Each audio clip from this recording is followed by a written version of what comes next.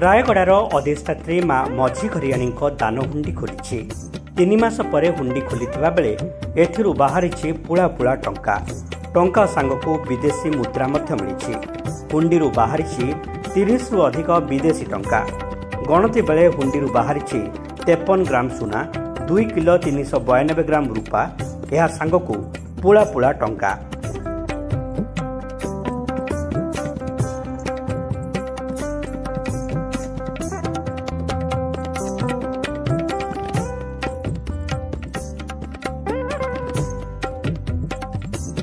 मां को हुंडी एते टंका बाहरुछि जे जेते गणिले सरुनी टंका गणुछंती 200 रु अधिक महिला देवोत्तर विभाग और स्थानीय तहसीलदार तत्वावधान रे गणति चली टंका गणिबा पई बैंक रु 3 जन कर्मचारी मध्य नियोजित होइछंती।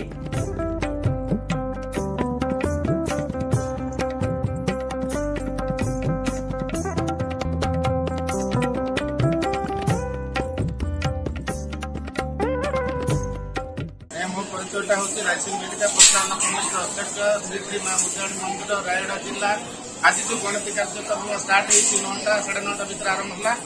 ये पार्टिसिपेट कर वेंकटेश्वर माने सेवायत मैंने जो मैंने सेवा करने महिला ग्रुप और आम प्रीमिक्स जोटा बंटन करा सेवा ग्रुप मैंने आमर ये गणति कार्यक्रम एंडोमेंट इन्स्पेक्टर सहयोग रही सहित पुणी आम तहसीलदार आरआई भी सहयोग रही स्थानीय पुलिस मान कड़ा सुरक्षा व्यवस्था भितर आज जो गणति कार्यक्रम होती कार्यक्रम आम नहीं कि 70 लक्ष रु ऊर्ध्व टंका आम पाइब आशा रखीचु एवं गत जो 18/3/2024 तारीख से आम टंका आकार पाई 99,72,225 टंका सुना आकार पाई 62 ग्राम और रूपा आकार पाई 2,300 ग्राम पाई फरेन करेन्सी आम 65 खंड पाई एवं आम फरेन करेन्सी गुड़ाक माने पाउंड आसी 20 पाउंड गोटे 20टा आसी 10 पाउंड गोटे 10टा आसी कानाडार गोटे 9टा आसी आम फरेन करेन्सी।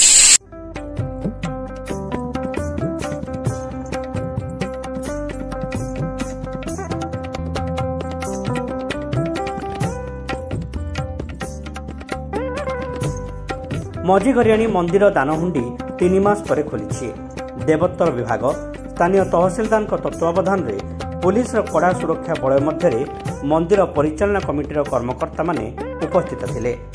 9टी दानहुंडी सकाल 9 घंटे समय खोल जाई यार गणति चली हुंडीर दान अर्थ गणति कार्य विभिन्न संगठन स्वेच्छासेवी और किसी छात्र छात्री भी नियोजित होइछंती।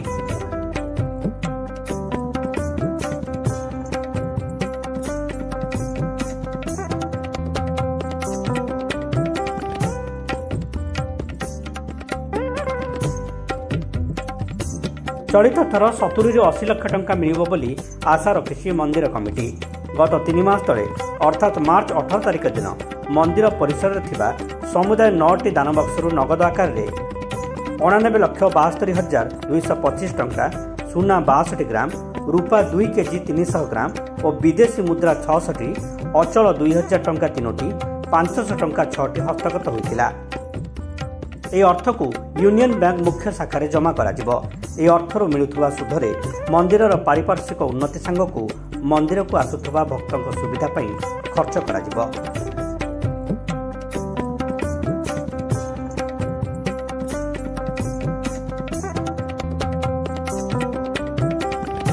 ରାୟଗଡ଼ାରୁ ଅଜିତେଶ ପଟ୍ଟନାୟକ, ଶବ୍ଦ ମିଡ଼ିଆ।